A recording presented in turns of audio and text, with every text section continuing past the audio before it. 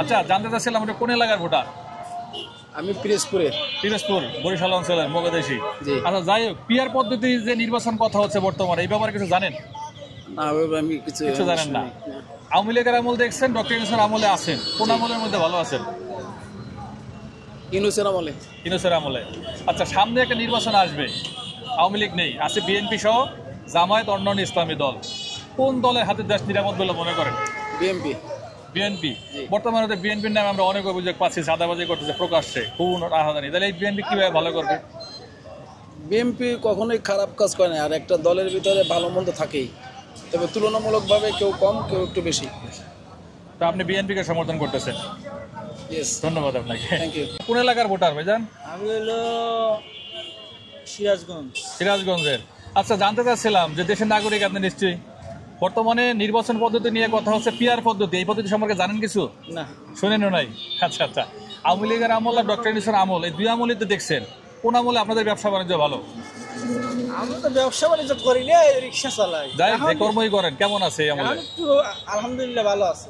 তো অনেকেই তো বলে যে ভালো নাই এই আমলে। না, আগের থেকে অনেক ভালো আছে। চাঁদা দিতে হয় এখন? না, চাঁদা নিচ্ছে না কেউ? আওয়ামী লীগের আমলে কি নিচ্ছে? এখনো চাঁদা নেয় না, রিক্সার চাঁদা এখনো নেয় না। আচ্ছা, যাই হোক, সামনে একটা নির্বাচন হবে, ভোট দিবেন অবশ্যই। অবশ্যই। দেশের ভালো অবশ্যই চান, চাঁদাবাজি, দুর্নীতি, ঘুষ, সন্ত্রাস দমন হোক, এটা অবশ্যই চান। অবশ্যই। তা কোন দলকে আপনি নির্বাচিত করলে, যেমন জামায়াত আছে, বিএনপি আছে, অন্যান্য ইসলামী দল আছে, কোন দলকে ভোট দিবেন ভালোর জন্য? বাংলাদেশে জামাতকে ভোট দেবো। জামাতকে ভোট দিবেন? কেন জামাতকে আপনার পছন্দ? জামাত ভালো, সব দিক দিয়ে ভালো। জামাত সব দিক দিয়ে ভালো। ভোট খেলে আপনি একা দেবেন না পরিবারের সবাই দেবেন? পরিবার শুদ্ধ, আরো লোকজন আছে, আরো লোকজন ভোট চাবো। জামাতকে ভোট দেবেন। ধন্যবাদ আপনাকে। বলতে চাচ্ছিলাম, আপনি কোন এলাকার ভোটার? আমার দেশের বাড়ি তো ইয়াতে বরিশালে। কোন জায়গা? বরিশাল পয়সারহাট আগলজারা থানা। চিনি। আগল যারা আমার পৈতৃক সম্পত্তি আছে, আমার দাদা বাড়ি ওইটাই আর কি, আমার জন্মস্থান ওখানে না, জন্মস্থান পটুয়াখালীতে। আচ্ছা, আমরা জানতে চাচ্ছিলাম যে বর্তমান যে নির্বাচন প্রক্রিয়া নিয়ে কথা হচ্ছে, পিয়ার পদ্ধতি, এই সম্পর্কে আপনি জানেন কিনা কিছু? না, এই সম্পর্কে কিছু জানি শুনছেন কখনো পিয়ার পদ্ধতি নিয়ে আলোচনা হচ্ছে? না। আচ্ছা, যাই হোক, আওয়ামী লীগের আমল দেখছেন, ডক্টর ইউনূসের আমলে আছেন, কোন আমলে ভালো আছেন?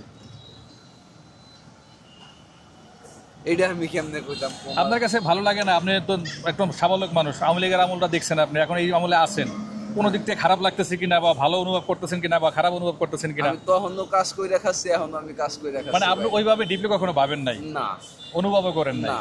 দেশের নাগরিক হিসাবে একটু চিন্তা ভাবনা করা উচিত বর্তমানে, এটাই আমরা জানতে চাচ্ছি যে মানুষ কিরকম আছে। আমার পেশা হলো আওয়ামী লীগের আমলে আমি কাজ করে আবার খাচ্ছি, এখন আমি কাজ করে বুঝতে পারছি। আচ্ছা, সামনে আওয়ামী লীগ নেই, আছে বিএনপি সহ ইসলামী দলগুলি, ভোট তো একটা দিবেন তাই না? অবশ্যই। কোন দলকে ভোট দিবেন? যার ফিল ভালো হবে তারে দেবো। তাহলে আপনি কি দেশ নিয়ে চিন্তাই করেন না যে যার ফিল ভালো হবে তারে দিবে? সে খারাপ মানুষ হইতে পারে। আমার পছন্দ যায়, সেই তারা চাচ্ছেন যে হবে তারই দেবেন। হ্যাঁ। ধন্যবাদ আপনাকে।